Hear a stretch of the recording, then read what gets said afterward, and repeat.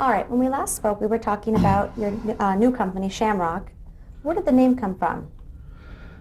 We built a boat, well, a sailboat, not too long before that particular time period.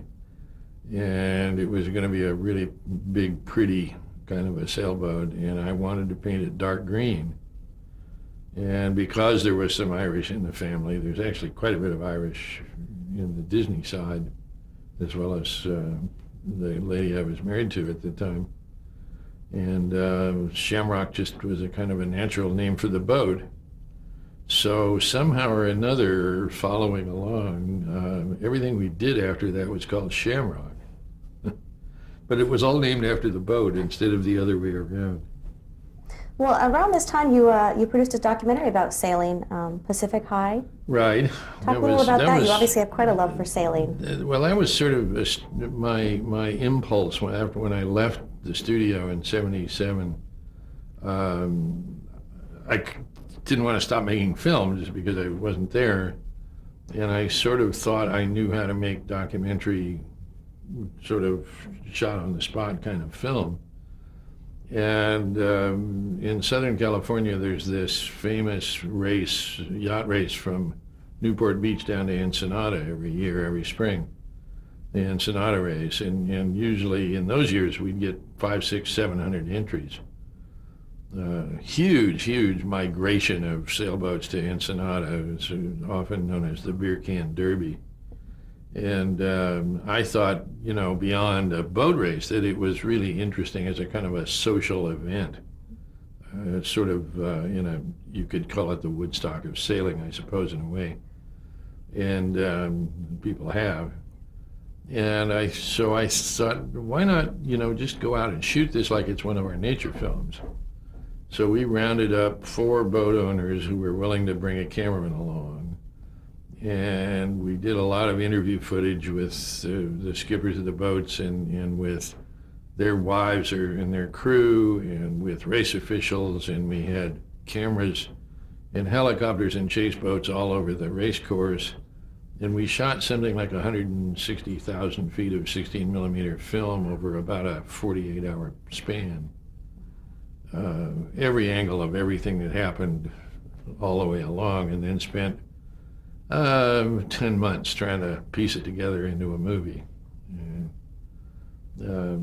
It's still around. It's still actually, we made DVDs of it finally later on when that possibility came up, and we're still actually selling them by dribs and drabs. But it was a fun movie to make, and we almost got it nominated for Best Documentary, but I think they all felt it didn't have enough social significance. Sorry if I rolled my eyes on that. It was a good movie.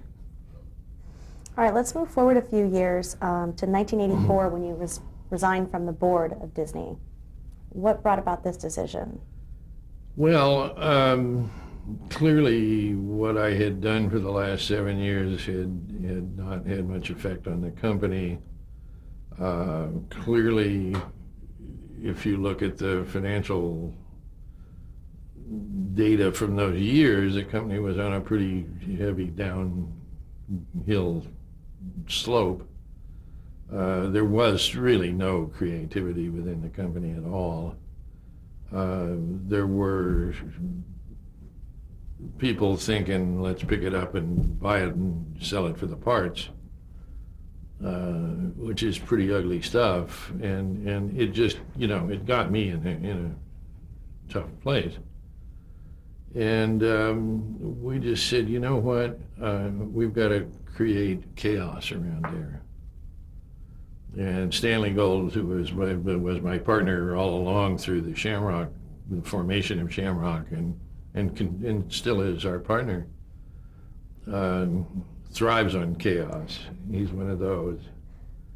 And so we kind of came up with this idea that we need to shake the tree pretty hard, and that one way to do it was for me to just simply quit the board, and it did create quite a fuss. And long story short, it's been written up as a book, Storming the Magic Kingdom. Long story short, we managed to change the management. And that was when we brought Michael Eisner and Frank Wells into the company. and did it in a relatively peaceful manner. You know, it wasn't like explosions going off everywhere. At least it was semi-civilized, and the board actually voted to bring in Frank and Michael.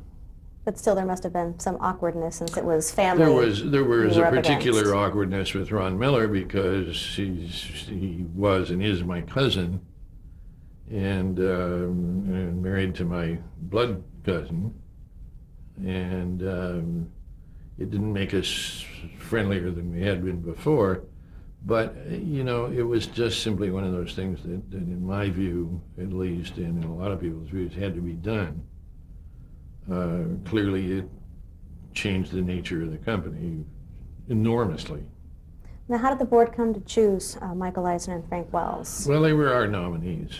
So how did you come to Frank nominate Wells, them? actually, I went to college with. Frank and I went back that far, which was at the time, 35 years before. And off and on kept track of each other and knew each other through my wife's brother, who had an advertising agency, who had been using Frank as his attorney and put Frank on his board of directors, and along with me, and that was when Frank and I got back together in the 60s sometime. And then Frank was working for a law firm, which was then known as Gangtire and Brown, Gangtire, Raymer and Brown now, a Hollywood law firm, and Stanley Gold was Frank's protege, fresh out of law school, at that law firm. And when I became reacquainted with Frank, and I recognized that I had some legal affairs that had been previously handled by the studio lawyers when my dad was, you know, it was pretty nepotistic in those days, and I knew I had to get away from them. And so I'd gone to Frank and said, hey, you know, I really need a lawyer. And he said, here's this young guy. And that's when we met Stanley. And we just sort of hit it off. And have gradually become, you know, very close and business partners. And sort of the rest is history kind of a thing.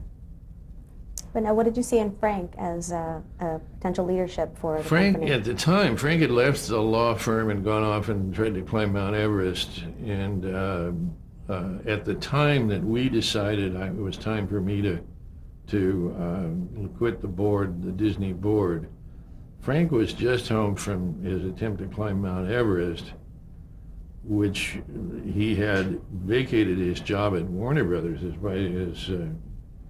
what was he, co-president, I think it was, of Warner Brothers at the time, under Steve Ross.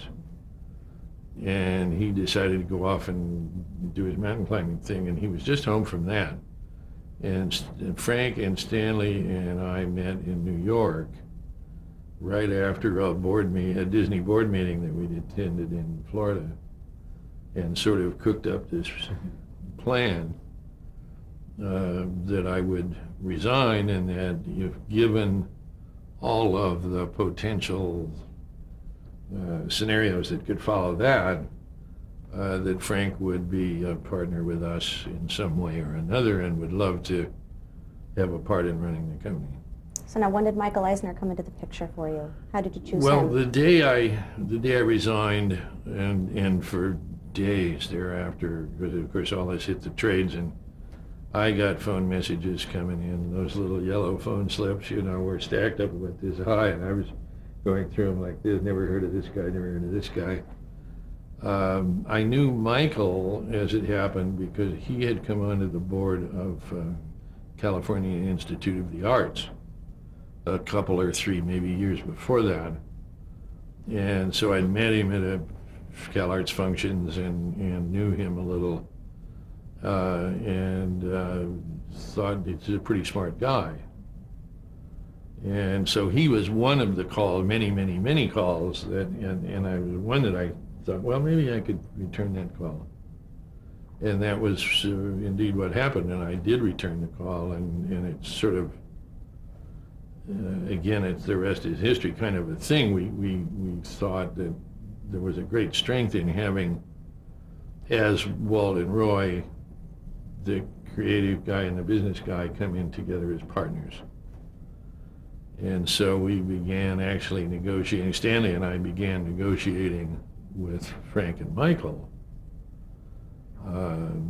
There was more going on than met the eye with Michael, too, because he was at Paramount at the time and about to leave, and we didn't know some of that story until later either. But so it was all very convoluted.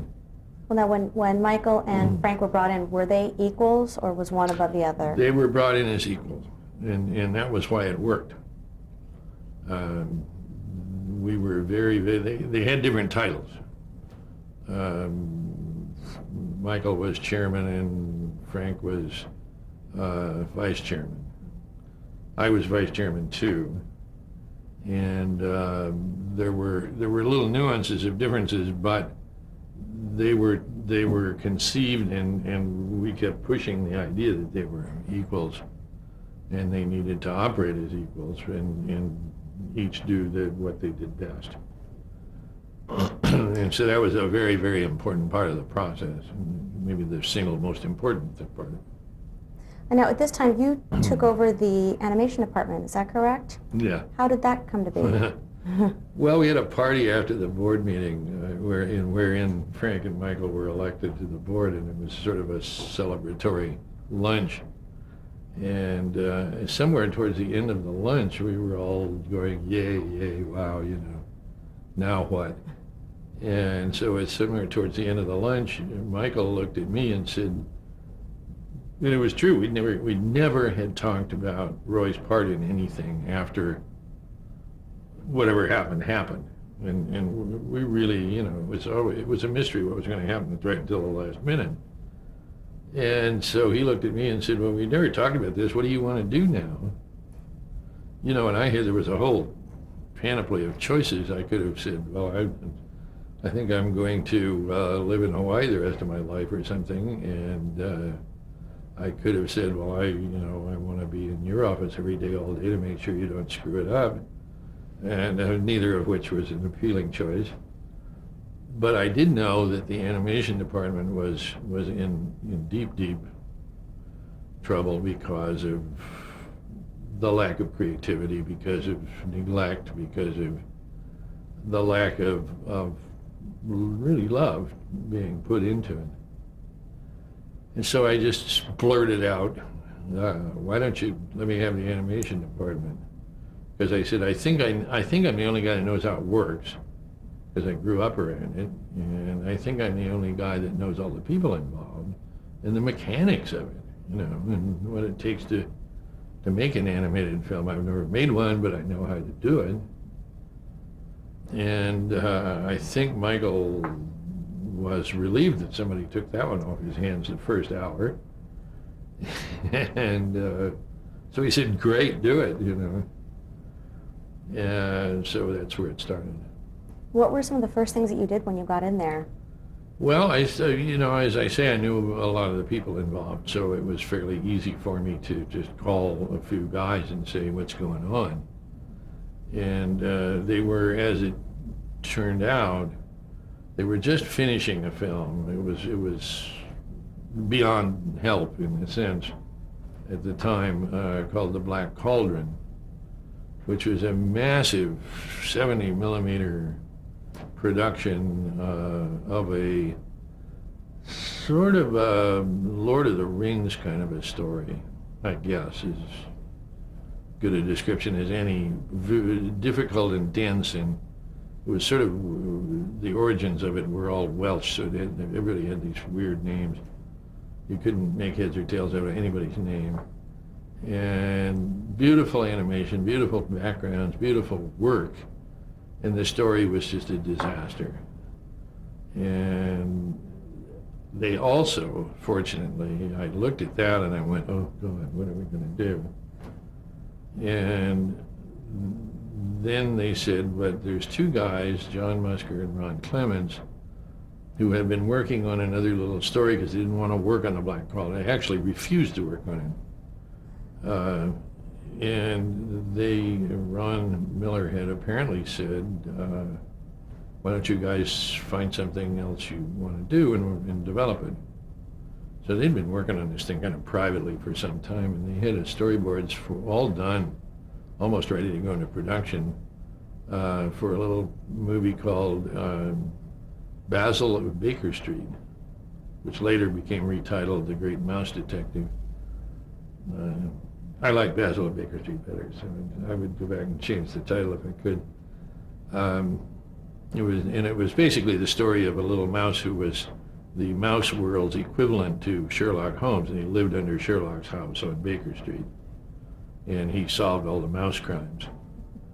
And it was a really cute and charming little story, and they had done a really nice job with it. So I remember dragging Michael and Frank into this story wing on the old animation building, and the storyboards for this thing went down the hall and in and around people's rooms and back out into the hall and down. And they'd never walked through an entire movie on a storyboard before in their lives. And they're both big guys, you know, so we're crammed out in this hall, and John and Ron are trying to tell these stories and do the voices and all this, and we're in and out of rooms. And I know Frank and Michael are both just going, what is this? And I finally, at the end of it, I said, I think we need to get started on this right away because it's good. And then they went, okay. So we went into production on that, and although we did it's a really cute little movie, and we frankly did a really dreadful job of selling it. But what it did was, after The Black Cauldron had come out and fallen off the cliff after the first 3 days of release, it said Disney's back in business. They know what they're doing. And the animation department was sort of sprung out of this hole it was falling into. And again, you know, what followed after that was Oliver and Company, and then Who Framed Roger Rabbit got going about the same time. And there was one other in the middle of that, and then here came The Little Mermaid. Now, And it was just like an explosion, you know. It was astonishing. so being in charge of the animation department, what were your day-to-day? I mean, you were on the lot every day, overseeing the projects, talking to the Yeah, writers, wandering the around, talking to storyboarders. people, working on, you know, attending story meetings, trying to be useful. By the time we really were fairly far into that, Jeffrey Katzenberg had come into the picture, and so he was trying to learn about animation too, and I think was quite fascinated with it. What was his role at the company? Well, he was, I guess, I don't know what his title was, but he was certainly vice president of production under Eisner, or president of the Motion Movie Company under Eisner, or something. I don't know. You can look that up. But everybody in this modern age has titles inflated beyond belief. You can't just be an assistant anymore. You got to be vice president of something. But anyway, that's another whole sociological subject. But Jeffrey one day said to me, the wisest thing he said to me ever, I think, which was, you need your own Jeffrey Katzenberg, which is to say you need a guy to do the stuff on your behalf.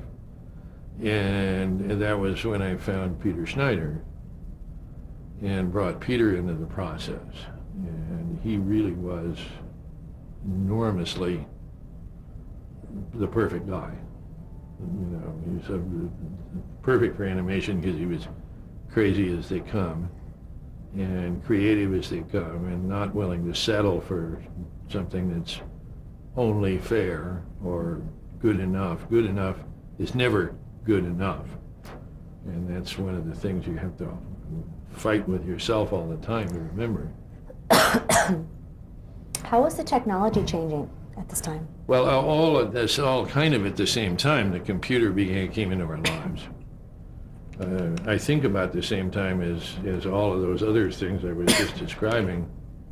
Sorry. Okay. Okay, so we were talking about how the technology was changing. So yeah, pretty much at the same time as Black Cauldron was finishing and Mouse Detective was starting up, one of the technology guys came to me one day, very early in the first few weeks, and said, you know, they're doing stuff with computers now that you probably need to know about. And I said, so show me, you know. This was early days of people trying to apply the computer to graphics things. The Macintosh was just on the market and very oriented towards that.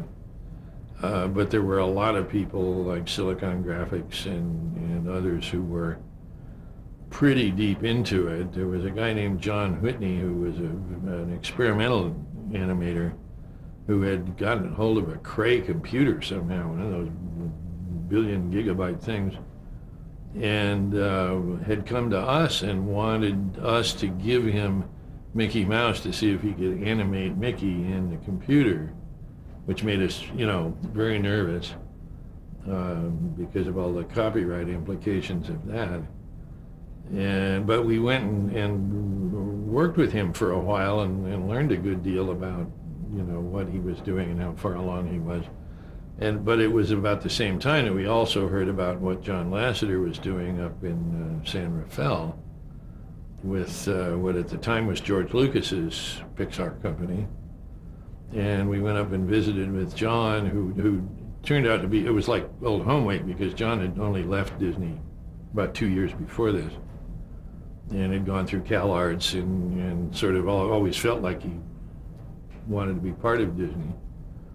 And so he sort of welcomed us into the Pixar world. And we began thinking about what we could do as opposed to what John was doing. John was off on the track that led to Toy Story, of 3D graphics. We were on a track that said, how can we improve the 2D cell animation side of the world? And so we worked with those guys and developed this system called CAPS at the time, Computer Assisted Post-Production System, which essentially let an animator make a drawing on a piece of paper and then digitize the drawing. Now the old way would be he'd give the drawing to an ink and paint girl who would trace the outline in ink on celluloid. Another girl would flop it over and paint the backside, and then that whole cell would go on top of a painted background under a camera and be photographed as a frame of a film. With CAPS, you could digitize the drawing, clean it up, ink it and paint it in the computer, and then digitally composite it with any number of other cells, any number of other backgrounds, and not only that, but change the relative size of it to fit the scene you were shooting, which freed the animator up to draw in this character in the size he felt comfortable drawing in, which was a whole new world. And I sold this to Frank Wells basically with the statement that we can fire the ink and paint department, which actually more or less did happen. And thus we were going to make all these films a lot cheaper than we ever did before. Ha ha, right. And at any rate, we made them better. And we made them, we did things that we could never have dreamt of in the days of cell animation. And that was the last scene, actually, in the final scene in Little Mermaid was produced through CAPS. It was the one scene in the movie that wasn't hand-drawn cells. And then the next one after that was The Rescuers Down Under, which was entirely made on the CAPS system. And we were just like off and running, you know, and then it was just a question of of constant discovery of what else you can do with this thing. And I think one of the big breakthroughs that was a big emotional breakthrough that proved a zillion things was the ballroom scene in Beauty and the Beast, where we composited the hand-drawn animated characters in the foreground with this 3D background, and we're able to move the camera and spin the camera around the set, which was impossible until then. And right at that moment in the movie, and the emotional impact of that was really stunning, I think, and showed the world that really we were back in business. That was, of course, the movie that got nominated for an Academy Award for Best Picture.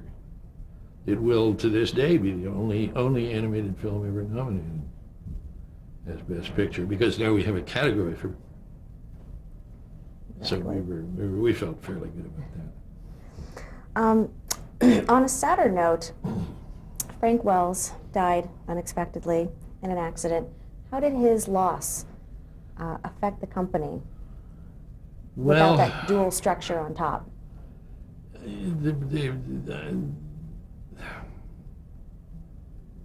Let me see if I can figure out an answer to that. That's a hard question because it affected the company on a lot of levels. There were a lot of things happening at the same time. Jeffrey Katzenberg was having a feud about his own position in the company, which he was trying to work out through Frank when Frank had the accident. So that wound up going unresolved in the manner that it might have done without that. And very shortly led to Jeffrey separating himself from the company. Within weeks, I guess, of that, Michael Eisner had a quadruple bypass, the full rip the chest open thing, and was, taken out of capacity for a period of time. And sort of the long and short of it was that nothing was ever quite the same again. This was just before what would have been our 10th anniversary of Michael and Frank's accession to the company.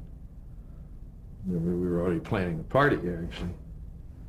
And nobody quite knew how to deal with it for a long time. And of course, Michael did come back from the surgery, and many of us urged him to find, another Frank. I remember having a long conversation with him at one point where I said, please don't try to find another Frank because you never will. There was only one of him ever. But find somebody who can give you the same kind of assistance and backup that Frank did, and did so well and so politely and politically. He was a hell of a politician. Let's stop right there and change the tape.